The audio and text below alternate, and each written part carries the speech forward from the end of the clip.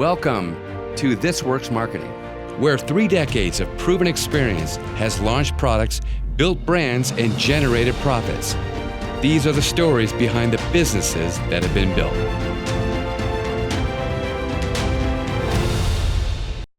Hey everybody, my name is Ken Carey. I'm a direct sales expert for the last 30 years. I'm working with big companies, small companies, entrepreneurs, and every size company in between, all the way up to big brands, generating over, $6.5 billion in sales for our clients. And we do that by building direct-to-consumer relationships, and that's what Script to Screen is all about. Building direct-to-consumer relationships for the biggest brands in the world, the big scopes of work, and like I said, all the way to entrepreneurs. So I want to talk today a little bit about, last night I got home late from the East Coast in North Carolina and had a really great meeting with one of the biggest brands in the world, and I can't really get into it under NDA contract relations with us, but if I said who they were and a household brand, you'd know who they were. So I don't say that to impress anybody. I say that because 2 reasons. One is that the biggest brands in the world are understanding the importance of a direct-to-consumer relationship as part of their whole marketing mix. And number 2 is because it's a whole new revenue generation funnel, if you will, for companies that want an ROI that is immediate and not long tail. So that's why it's becoming such a big part of marketing.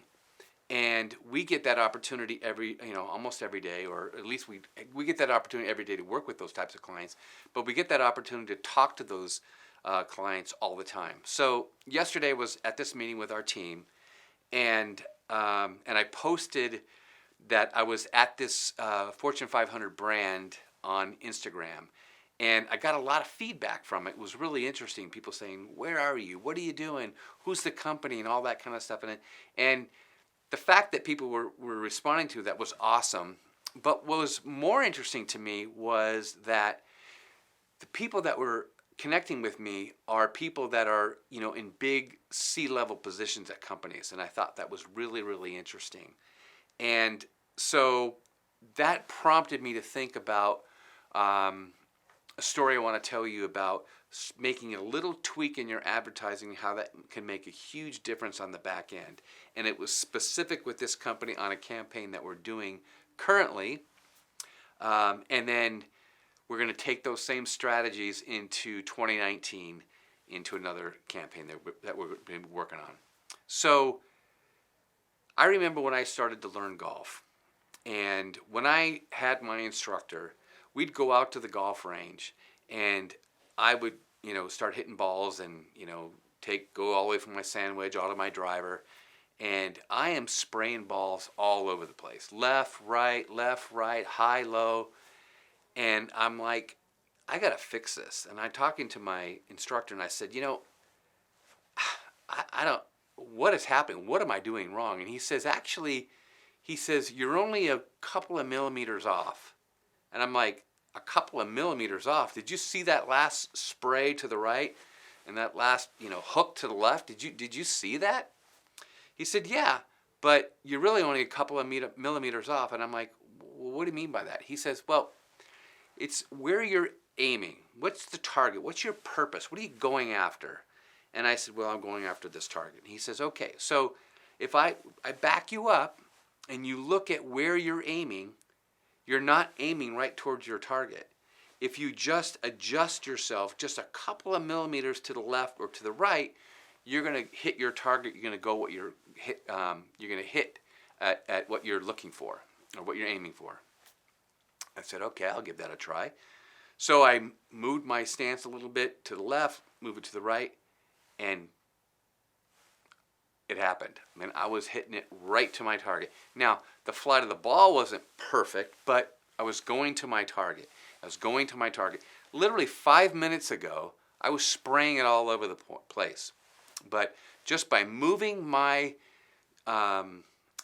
moving my body just a couple of millimeters made a huge difference. So what the heck does that have to do with direct response and a campaign that we're working on? Well, it has everything to do with it, because we started this campaign for this company, And we had some pretty interesting roadblocks to get up. I'm gonna call them speed bumps before the roadblocks. Speed bumps were that the CEO of the company wanted to specifically make sure that there was a return on investment that came pretty quickly, that the brand message was getting through along with the direct response principles, because he had a brand that he really wanted to keep the integrity on, and so did we. But he also wanted to get an ROI because he felt it was one of the best ways to launch a new product in this category that is extremely, crowded with big players with hundreds of millions of dollars. This company has tens of millions of dollars, not hundreds of millions of dollars, so he has to compete there. So we had all these speed bumps in front of us. So we did the campaign. We thought through our strategy ahead of time, how we were going to demonstrate the product. If you heard anything that what I've been talking about and what my wife's been talking about over the last couple of years, there's a process to successful direct response. I'm not going to get into that process right now, but the point is that you have to create a campaign, a message that connects with your customer, solves their problem, demonstrates how your product does it uniquely, create an offer, validate, all those types of things, okay? So we're going to go in I'm going to start the whole story up by, of course, we went that direction from the very get-go to make that happen. So we finished the campaign. We achieved all the objectives on the front end of having a show that had the brand integrity, really sold the product and explained it very, very well, and gave a great offer. So we get it on television, we get it on social media, we get it on digital, all working together, the same story happening at the same time, and it goes out, and it's pretty good. It's a pretty good starting point, meaning we're getting a decent return on investment. All digital, all social, all television was offline and online was all working together. And so the CEO came back and said, okay, so this is good, how do we make this better? So I'm going to go back to the golf analogy. We had a target we were going after. We were going after a certain MER, or media efficiency ratio. And in order to do that, there's a couple of ways you can pull some levers to do that. And I'll get into that a little bit on the behind the scenes. But so what we did was we changed our focus to our target was. We moved what we wanted to do just a little bit to the left and just a little bit to the right, and we adjusted those levers to get to this new target that we had. And that was simply messaging didn't change. It was simply how we talked about products and services and upsells and premiums on the back end of the campaign. So once you got online or once you made a phone call, how we were going to present to you different products that are compatible to what you're buying, and how they go in sequence through the process.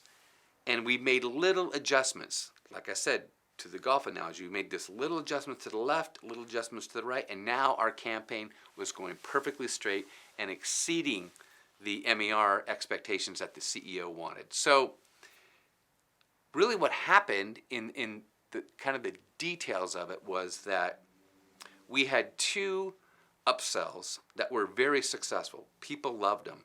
But at the end of the day, there was more profitability in one of them than the other. And even though we were selling more of the other one and less of the one with more profit, it didn't matter. We obviously were going to pull the lever that had the most profitability, that went to the bottom line, that increased our media efficiency ratio, that gave us the ROI that the CEO was looking for. So I say this today because I just want, because it's just fresh in my mind, because we just had this great meeting with our client. We're talking about duplicating that, and our objectives now from the CEO are even higher. He wants to shoot for the big boys in the market, the big conglomerates. and he's going to do it, and we're all going to do it as a team, as almost Davy. We're going to go after Goliath with a Davy budget, but we're going to do it so much more tactical. We're going to be so much more creative. We're going to have a direct response message that is going to it's designed to sell a product, educate somebody on it, and be able to upsell them other products and services. And because we're doing that and we're getting a return on investment as we're doing that, our media budgets are going to build, so they are going to rival the Goliaths one day. So we're slowly getting up that ladder, and we're doing it in relatively short amount of time. And this campaign's been on the air for 6 months. This company's been around for over 100 years, and we're making strides in 6 months that they haven't made in a long time, especially when other companies in the category have been taking over the entire category. Now these guys are working their way back up, and they're going to be there very, very quickly because of the strategy that they've put together and the tweaks and the little millimeter to the right, little millimeter to the left, and making those tweaks, getting that profitability up higher so we can spend more dollars in media so we can take on those giants. So, I just wanted to share that story today because, sometimes when you get in direct response and you create a campaign, two things can happen. One, that you just, somebody just produced a bad campaign and the message is wrong. Everything's wrong and people don't react to it. You can do a campaign that's close, or you can do one that's a home run, or it's usually one of those three things, okay? But it's how you treat the first front-end message, which is extremely important, and something that we've absolutely dialed in over the last 30 years of being in business. And then, that's just the beginning of it. Now, how are you going to manage the entire back-end operation? How are you going to manage the optimization levers to pull in order to make those small little adjustments that eventually turn into millions to tens of millions to maybe even hundreds of millions of dollars if you keep working on it? It's interesting because I'll use another analogy. So you've seen where people have, shells on a table, right? And they go, you say to somebody, you go, well, how do you run a campaign to add to what you're doing with all of the other advertising you do? And there's a belief system that, well, you kind of dial one back and you move the other forward. Well, that's not necessarily how it works. I use the analogy of now you take 3 of these shells, and it's a constant game of this. You move this, you move this, you move that back, you move this, you move that. You keep pulling these levers, and every lever you pull is just a little millimeter of an inch right, left, tweaking it, but each time you're optimizing, you're becoming more and more profitable if you keep learning from if you keep expanding on what you've learned to be successful. So it's not an all-in or an all-out proposition. It's a little minor adjustments, providing you have the right message from the very get-go, but it's just the little tweaks that make a big difference. And in this case, those little tweaks have turned a campaign that, kind of hoping that it could be an answer for the company to the major marketing initiative for the company this year and on in the future. So that's how important those little adjustments can be in a campaign. But it all starts from the very beginning, and having all of the experience and expertise on the back end know how to move those levers. So it's possible, but you have to have a clear focus. You got to have a target at the very beginning, and you have to be able to adapt and to adjust in order to be successful. And I'm still not a great golfer, but I still hit the ball straighter than I did when I first started. So the whole philosophy works. So I wanted to talk about that today because I get asked that all the time from clients, either ones we're working with or clients that we're thinking about, or we're courting each other to work with. and they're always asking about how do you make all these changes and optimization and how does all that work? And it's a very, very common question. And I like to tell the story because there's a very simple analogy to it, but there's a lot of hard work, there's a lot of experience, expertise, testing that go into it. So if you have any questions that you'd like answered about performance response marketing, direct response, building a direct-to-consumer model, how to scale your business, how to take on, our new economy of retail, condensing and online retailing increasing, and how do you move those levers with doing direct to consumer, and how do they all work together? Because they do work together. You have to be nimble in all those areas. But the interesting thing that direct response does is the more awareness that you get out here on television, online, and digital, the better these other levers are going to work. The better the retail is going to work. The better your Amazon strategies are going to work. They're all going to work together.